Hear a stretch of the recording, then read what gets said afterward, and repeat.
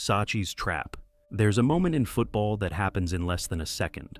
A striker receives the ball. He's clean through. One goalkeeper left to beat. Then he turns around and realizes he's been standing in the wrong place for the past 3 seconds. He's offside. The flag goes up. The goal doesn't count. And Arrigo Sacchi is already walking back to the dugout like nothing happened. Because for him, it didn't. He knew exactly where that striker was going to be. He planned it that way. The offside trap sounds simple, almost boring, a defensive move. 4 defenders step forward at the same time, the attacker gets caught, play stops. What Sacchi built was something else entirely. It was a psychological weapon disguised as a defensive tactic. It broke the brain of every striker who faced it. It nearly ended careers. It drew howls from FIFA and UEFA. There were serious conversations in boardrooms about whether the offside rule itself needed to change. Not because the rule was broken, but because one man had figured out how to exploit it so completely that the sport felt like it was being held hostage. Here's what they don't tell you about the offside trap. It was never really about the trap. Who was Arrigo Sacchi and why it matters? Most legendary football managers played the game at the highest level. They earned their authority through experience, through years of being on the pitch, reading games from the inside. Arrigo Sacchi never played professionally, not even close. He sold shoes. He managed lower league Italian clubs for years, invisible, unproven. When AC Milan hired him in 1987, the football world reacted the way you'd expect, with contempt. Silvio Berlusconi, Milan's owner, faced criticism from his own board. Their line was brutal. You don't need to have been a horse to be a jockey. Sacchi said that, about himself, as a defense. Within 2 years, his AC Milan side had won back-to-back European Cups.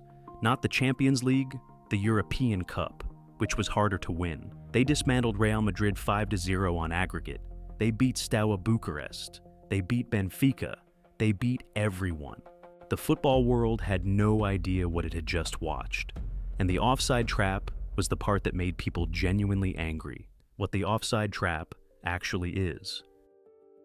Before we go further, let's establish the basics, because if you don't understand offside, none of this makes sense. In football, you can't receive the ball if you're behind the last defender when the ball is played to you.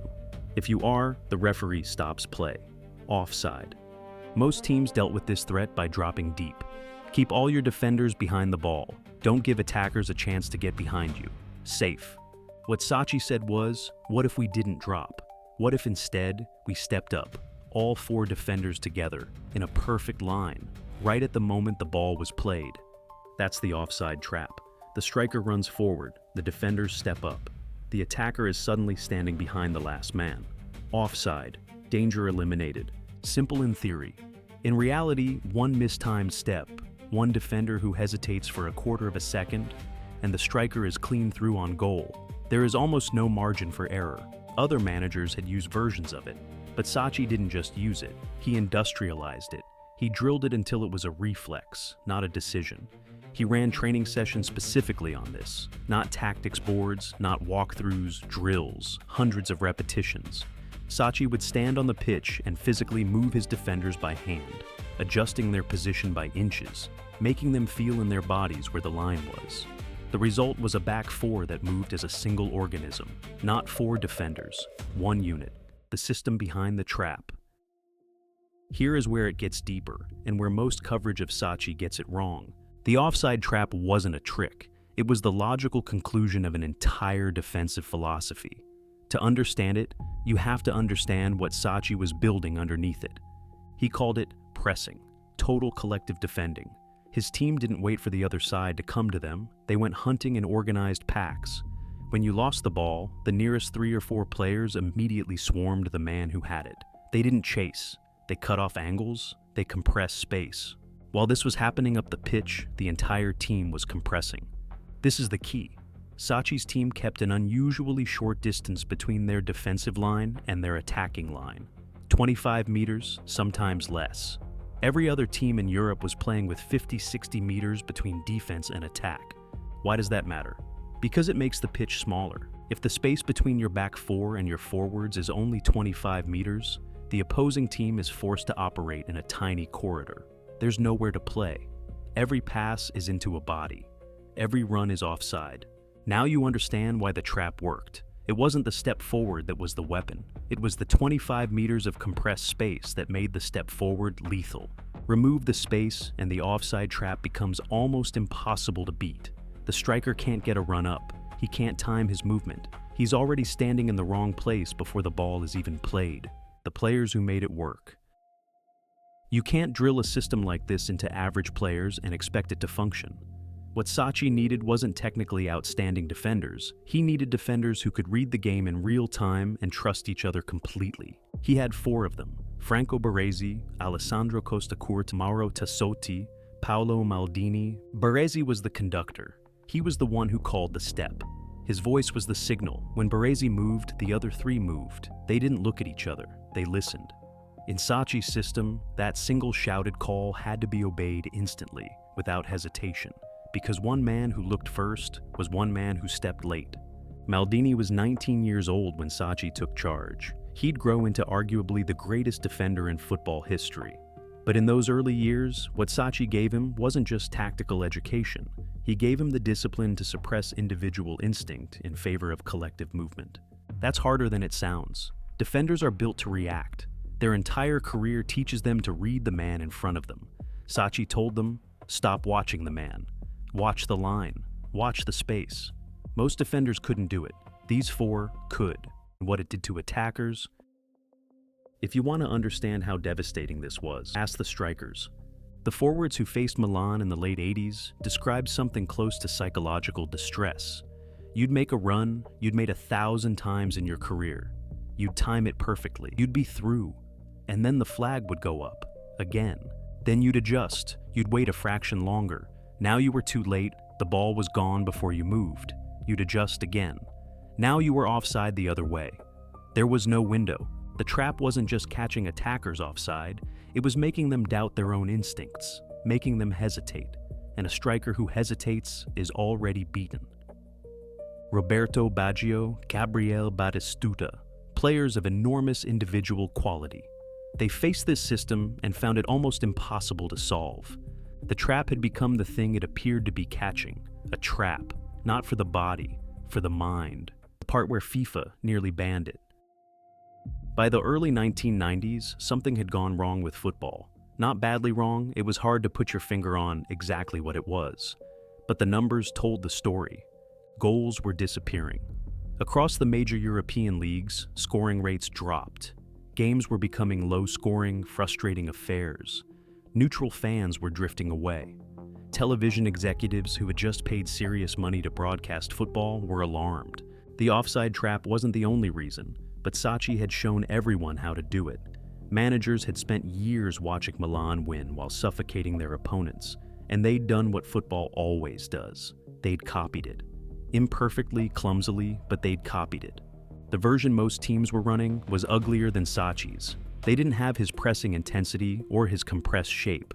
They just had the step. 4 defenders stepping forward, killing play, over and over. FIFA and UEFA looked at this and made a decision that changed football permanently. In 1992, the offside law was amended.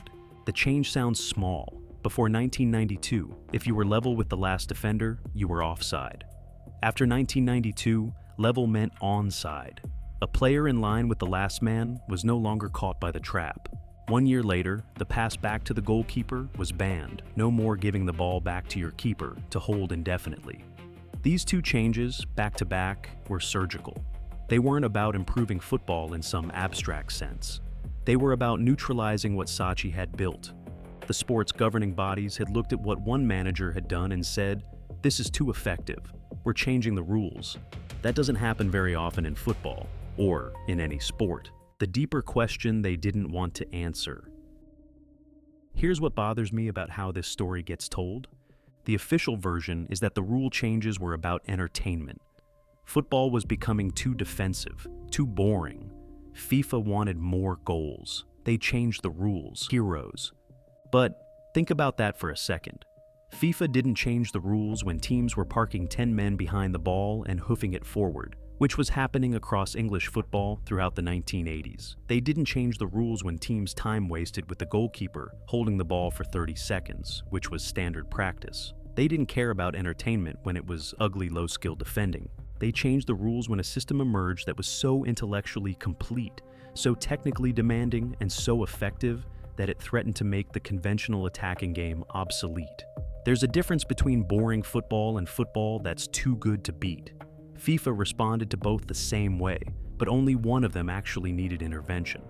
Sacchi built something genuinely new, a defensive system that required the same collective intelligence as an attacking one.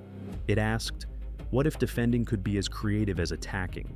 What if four defenders, moving as one, thinking as one, could solve an equation the other team hadn't even started yet?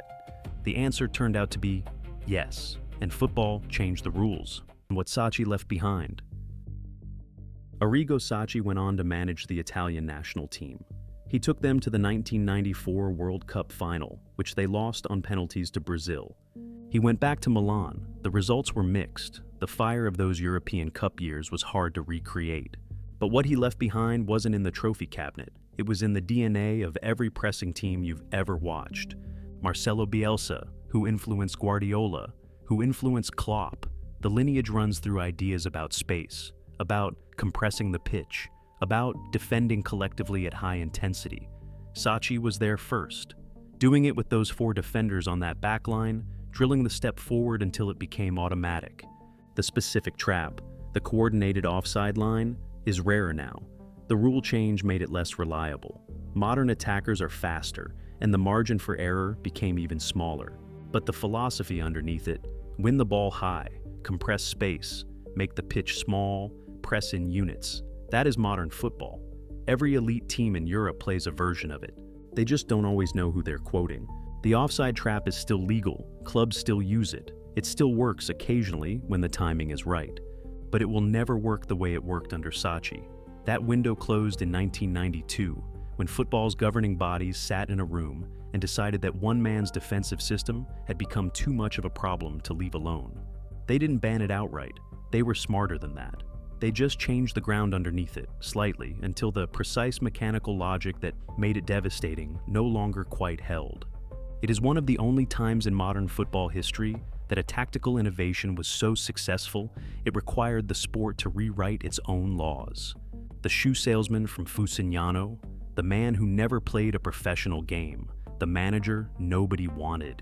He built something so dangerous, FIFA had to ban it, sort of. That's the point.